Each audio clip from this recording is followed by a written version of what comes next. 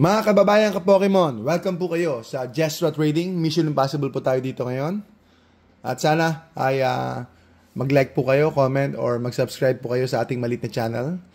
At magkakaroon po ng massive reprint ang Pokemon sa Prismatic Evolution based po sa kanilang official statement. And that's good news po sa atin na maghihintay, no? So yan po ang sinasabi ko sa inyo, mag-skip tayo, mag-skip or we have to wait for this chance na magkaroon pa po ng maraming products, marami pa pong availability, marami pa pong supply sa market ng mga Prismatic Evolution packs or boxes. So ito na po mga ka-Pokemon yung hinihintay natin. Na hopefully ay hindi na po maging problematic evolution po yung Prismatic na ito.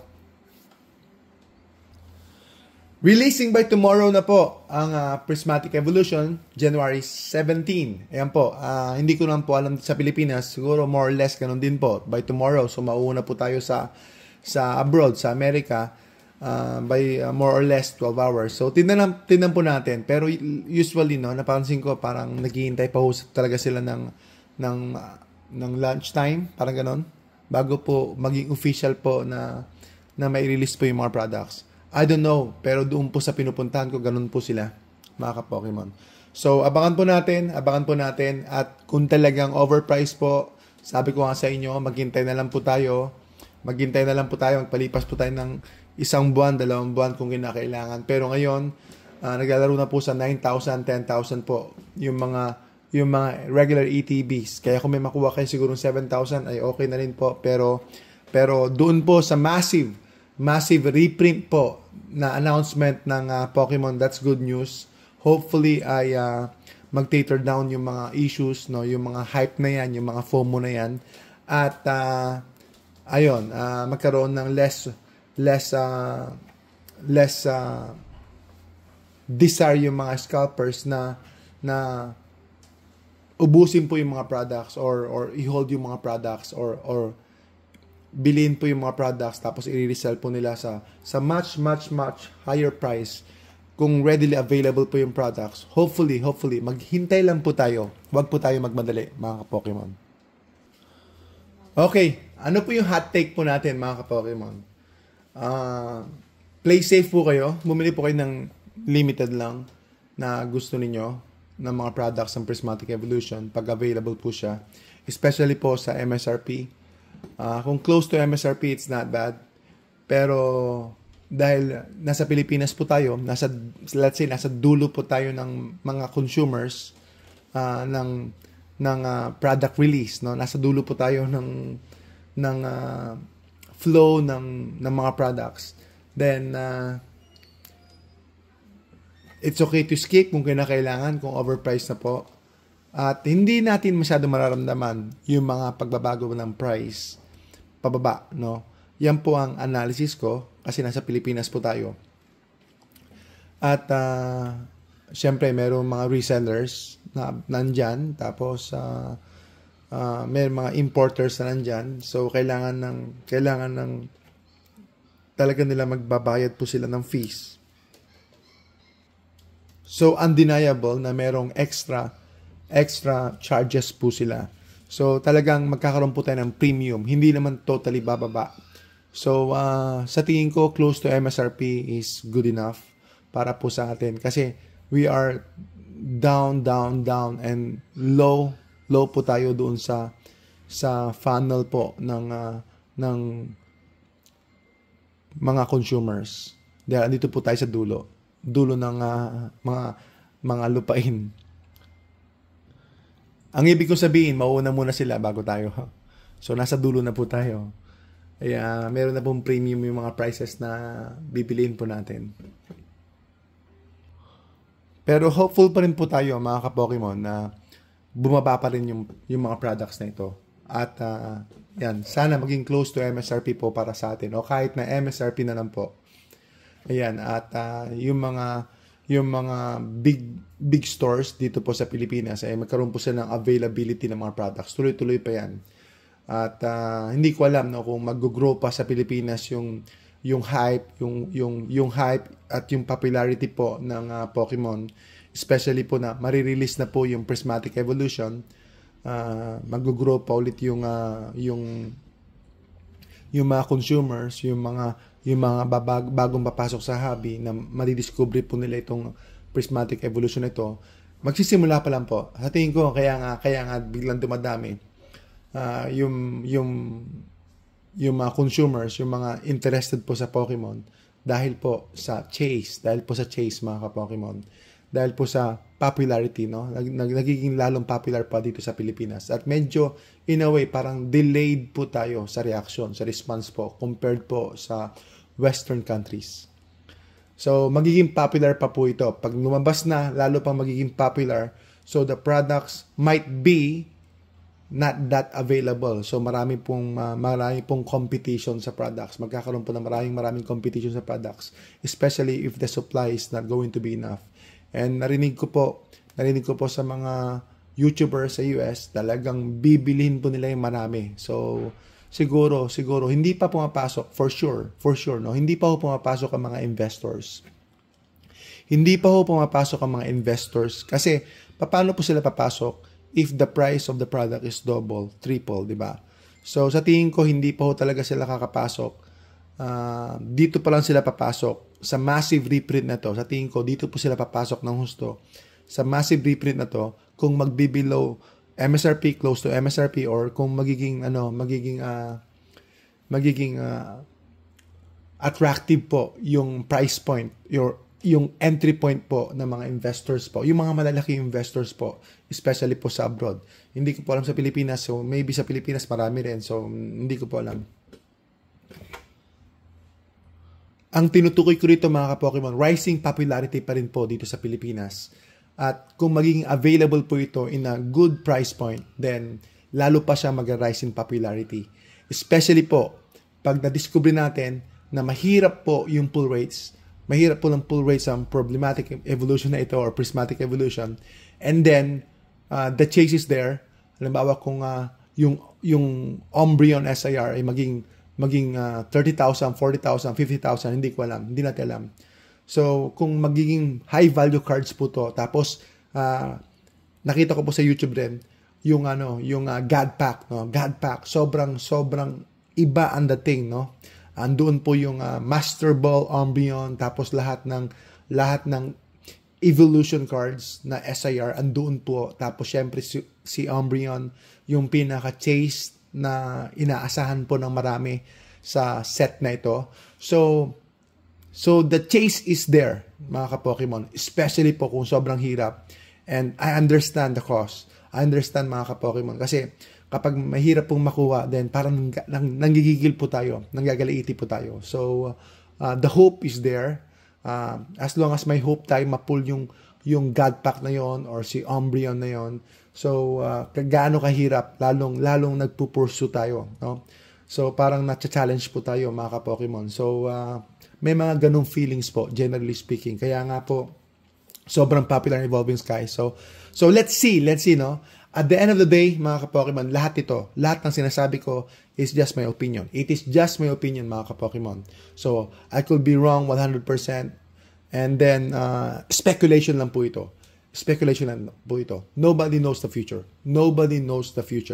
Pero, syempre, yan po ang possibility. Yan po ang potential na kasi based from experience natin sa Paldea Evolve, sa Twilight Masquerade, sa mga past sets, especially Crown Zenith, even 151, nagkaroon po ng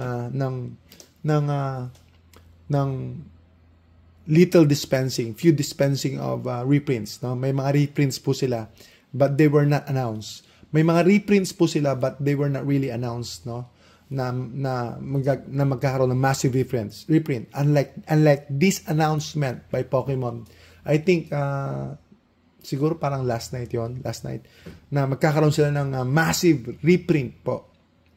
Maximum capacity reprint or printing ng prismatic evolution. So this was unlikely compared to other reprints po ng Crown Zenith, ng 151 na hindi natin namalayan, nag-reprint na pala sila. Andun lang, no? Nag-distribute lang po sila ng products nila sa mga big stores, sa mga Toy Express, basta dumarating na lang po, Toy Kingdom, Toys R Us, dumarating na lang po yung mga products doon. So, yun ang observation ko. Yun ang observation ko mga ka-Pokemon, na yung mga reprints po nila ay dumarating lang po sa stores. So, ganun din po ito. Pero sa tingin ko, sobrang massive ito. Like Crown Zenith. And hopefully, no, ay bumagsak po yung presyo to the point na close to MSRP or below MSRP. So, one way or another, this is good for the consumers, good for us, for everybody, para naman makapagbukas tayo. I was thinking na kapag hindi na ako magbubukas ng Prismatic Evolution, so keep sealed na lang po. Pero kapag close to MSRP then probably I'm going to open some. Para po ma-enjoy din naman, ma-enjoy din. And then hoping for the God Pack, hoping for the chase. Ganoon naman palagi, di ba? At yan, dahil po may chase, dahil po meron pong expensive card, yun po talaga ang nagda-drive sa atin lahat. Kung bakit po tayo nagbubukas ng packs. Nakakawalang ganang buksan yung packs kung the chase is only 1,000 pesos, 2,000 pesos, 3,000 pesos. Okay na rin yun, pero the lower the value of the chase card, para nakakawalang gana. Pero the higher the value of the chase card, ayun, 'di ba? Parang sa One Piece, 'di ba? Nung nakaraan parang si Goldie Roger, parang sobrang hype na hype, no? Umabot ata ng hundreds of thousand o 100,000 or something like that. Tapos ayun. So kung mas mahal po yung card, then doon natin makikita talaga na kahit na gaano pa kahirap yung push, kahit na gaano pa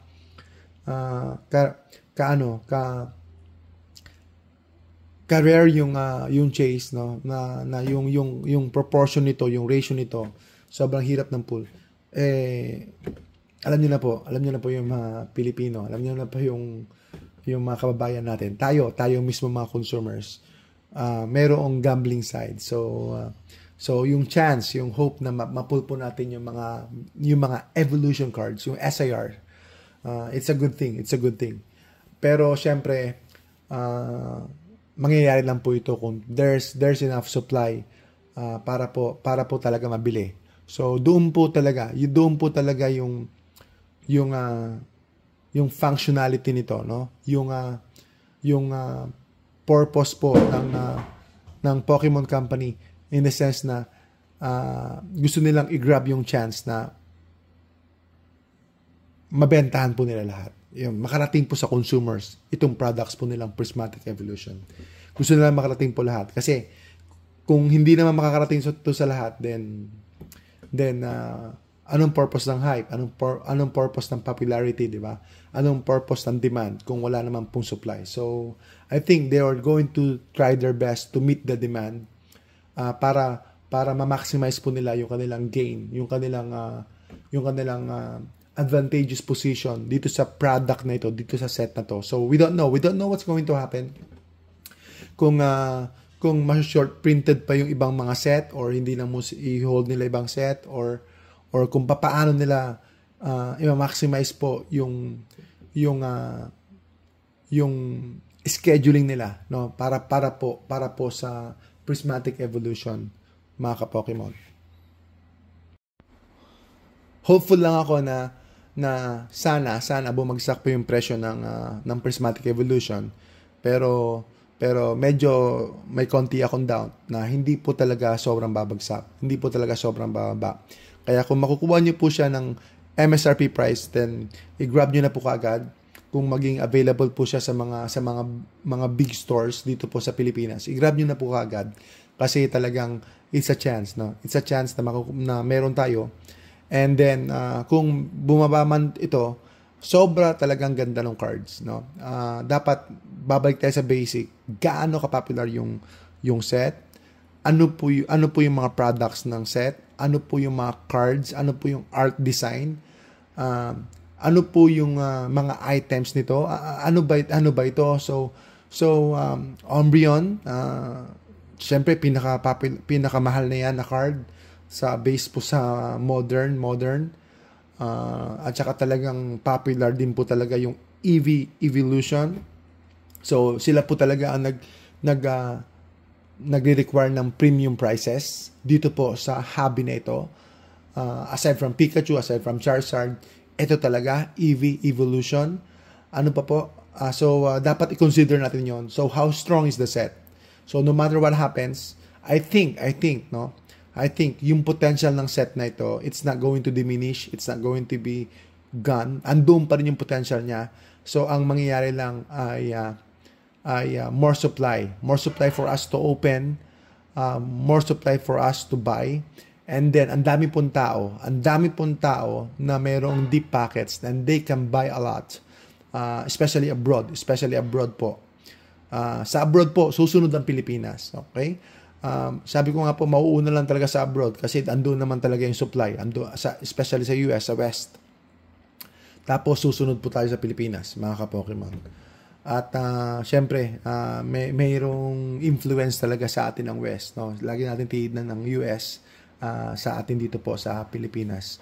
So, maapektuhan po tayo ng kanilang culture, ng kanilang point of view, at lalo mag-i-increase ang demand po dito over time. Tulad po ng 151, ang galing po ng scheduling nila ng 151 Crown Zenith, 151, tapos Surging Sparks, tapos ito ng Prismatic Evolution. So naka-schedule na po talaga sila, parang naka-ladder demand po sila, mga ka-Pokemon. Talagang ni-raise po nila yung bar para po talaga magkaroon ng malakas and strong demand po yung products na ito. At hindi lang po ganoon. Maganda po yung sa tingin ko lang po. Maganda po yung products.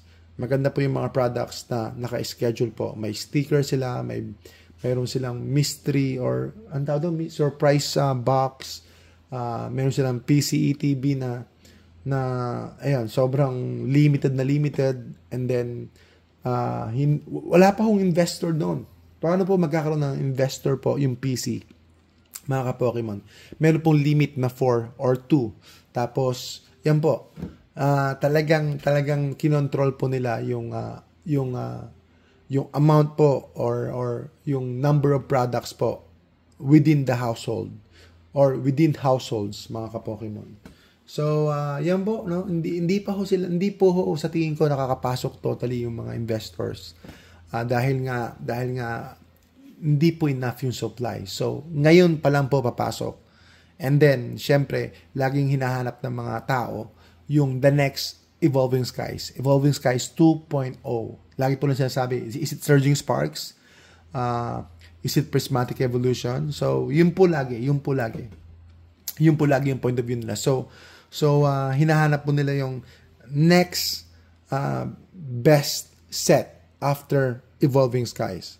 So, kasi na-miss na po tayo sa Evolving Skies. Sobrang mahal na po ngayon ang Evolving Skies.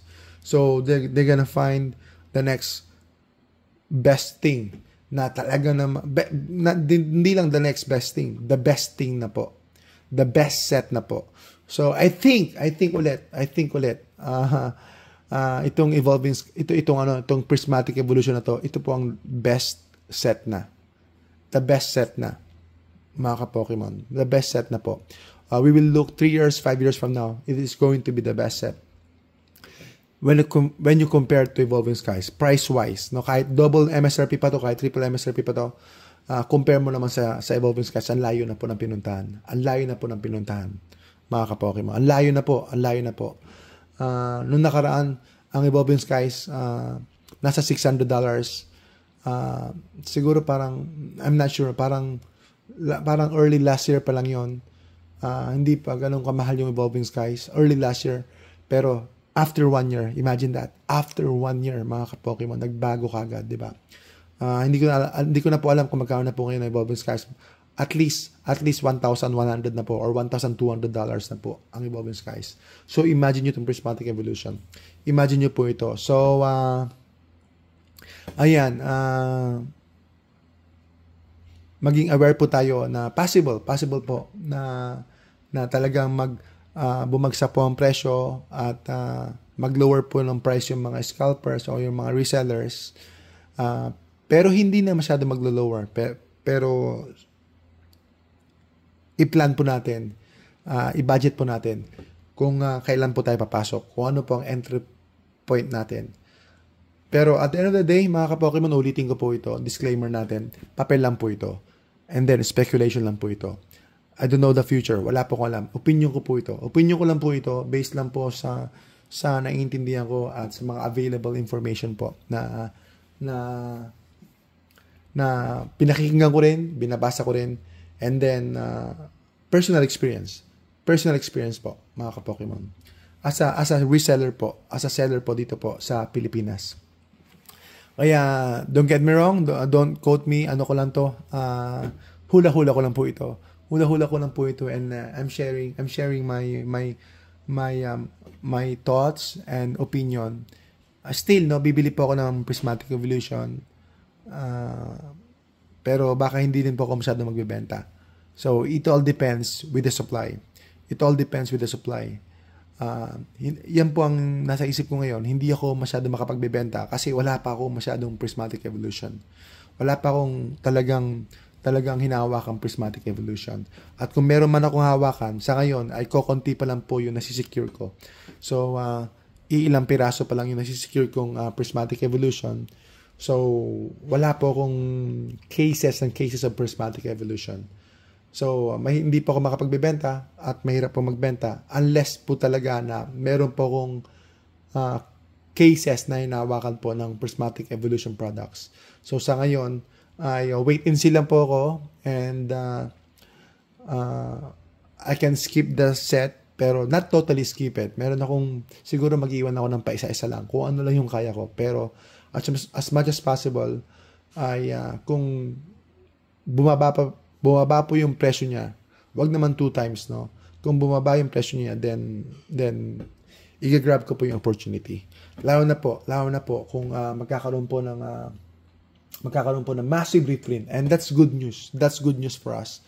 At naiintindihan din naman ng Pokemon yung problem na ito. Yung problem na kailangan dumating po yung supply sa mga customers. Kasi what's the sense, 'di ba? Mga Pokemon na walang supply. Gusto ng mga tao pero wala silang mabili. And then it is going to be so expensive and costly. It doesn't make sense, no? It doesn't make sense. And nakakatakot po sa hobby yung ganun. Kasi nakakadismaya, nakakadisappoint, at nakaka-depress po yun. Lalo na po sa mga magsisimula pa lang, at lalo na po sa talagang Pokemon fan, no? Yung mga avid collector or avid investor po. Yung talaga mayroon pong passion sa hobby na to. Ayan po, mga ka-Pokemon. At yung reprint na yan, ay it's just going to make the rest of Pokemon sets, no? The general sets, yung modern sets, all of the sets, no? Sa tingin ko, no, it will magkakaroon lang siya ng domino effect. Domino effect, mga ka-Pokemon. Domino effect na kung saan yung mga products na ito, yung ibang sets ay hindi naman talaga babagsak ang presyo, kundi tataas po. Kasi lalong hindi po may reprint ng Pokemon yung mga set na ito dahil nakafocus po sila sa Prismatic Evolution. So let's see po. Hindi ko rin po alam, but I'm telling you my thoughts, mga ka-Pokemon. Sana ma-appreciate ninyo at i-consider ninyo, and then makatulong po ako sa inyo one way or another. Makatulong po ako sa inyo. So maraming salamat po, mga kababayan ka-Pokemon. Salamat po. At pagpalain po kayo ng ating pong may kapal. Hopefully tomorrow ay makabili po kayo, and then makuha po natin. And then sa susunod ng mga buwan ay magkaroon po tayo ng Prismatic Evolution. Subukan po natin mabuksan po ang mga set na ito. Ang Prismatic Evolution. So maraming salamat po. Isang magandang araw po sa inyo lahat.